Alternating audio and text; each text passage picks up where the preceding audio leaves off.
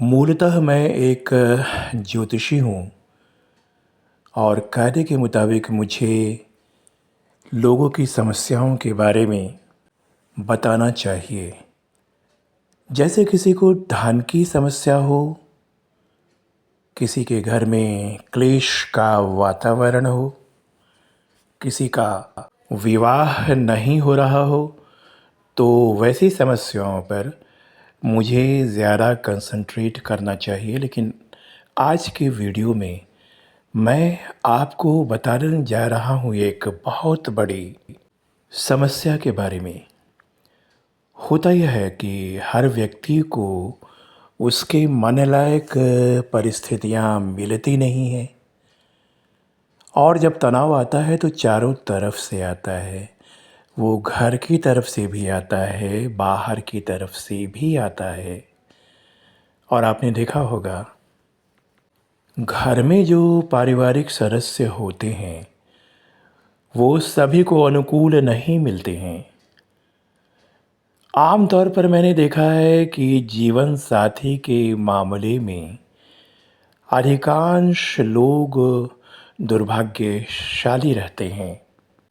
जीवन साथी के मामले में बहुत सारे हमारी जो माताएं बहनें हैं वो भी दुर्भाग्यशाली हैं और बहुत सारे पुरुष भी जो हमारे भाई बंधु हैं वो भी दुर्भाग्यशाली हैं और उनके लिए घर में एडजस्ट करना बड़ा कठिन हो जाता है। गणपति श्री उवाच चैनल की तरफ से आप सबको बहुत बहुत नमस्कार। दोस्तों, यह बहुत बड़ी परीक्षा होती है। घर का तनाव, बाहर का तनाव, दोनों को बैलेंस करके चलना। मैं मानता हूँ कि अगर किसी का जीवन साथी उसके अनुकूल नहीं हो तो उससे बड़ा बदकिस्मत इस संसार में कोई नहीं है। अगर साथ चलने वाले पति पत्नी के बीच में विचारों का तालमेल नहीं हो, एक दूसरे का सम्मान नहीं करें, बात बात में ताना दें, वो उधर ऐठा हो, ये उधर ऐठी हो, तो ज़िंदगी नर्क हो जाती है। लोग कहते हैं कि मरने के बाद नर्क मिलता है, लेकिन आम तौर पर जीवन साथी अनुकूल नहीं हो तो जीवन में नर्क का अनुभव कोई भी कर सकता है। बहुतों के लिए पृथ्वी जीवन एक सजा है, लेकिन बहुतों के लिए पृथ्वी जीवन एक मज़ा है। और इस रहस्य पर फिर मैं कभी बात करूँगा। लेकिन जिनके लिए पृथ्वी जीवन सजा है और उनके दुख का सबसे बड़ा कारण जो है वो है उनके साथ उनके जीवन साथी और पारिवारिक सदस्यों का सही तालमेल नहीं रहना। सचमुच यह बहुत बड़ी सजा है और इसमें आपका दोस्त है, आपका धैर्य, आपकी सहनशीलता, आपका मौन और आपकी शांति। देखिए, हम लोग ब्रह्मांड के जो स्वामी हैं उनके द्वारा जो भाग्य हमें मिला है, जो किस्मत हमें मिली है, वही जीवन हमें जीना है।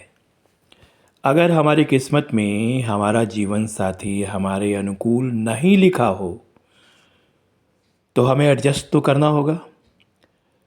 यदि हम लीक से हटकर, सामाजिक मर्यादाओं से हटकर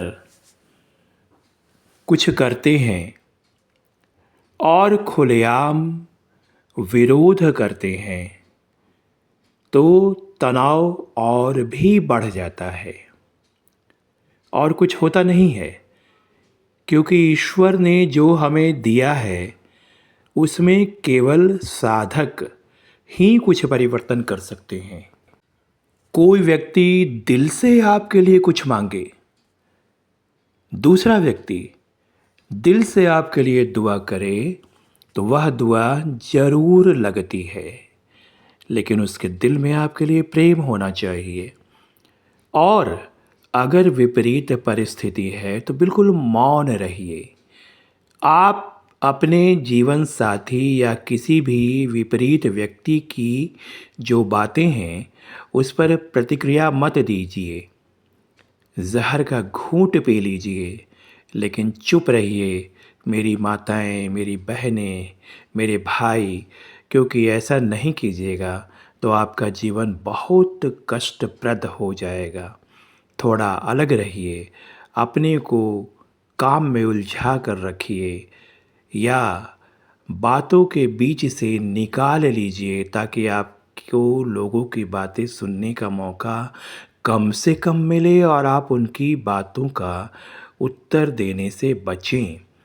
और साथ ही साथ हर रोज़ सोने के पहले एक प्रार्थना कीजिए। बड़ी ज़बरदस्त प्रार्थना है ये। आप इस प्रार्थना को लिख लीजिए, मुझे फ़ोन कीजिए, मैं आपको बताऊंगा। नमस्कार।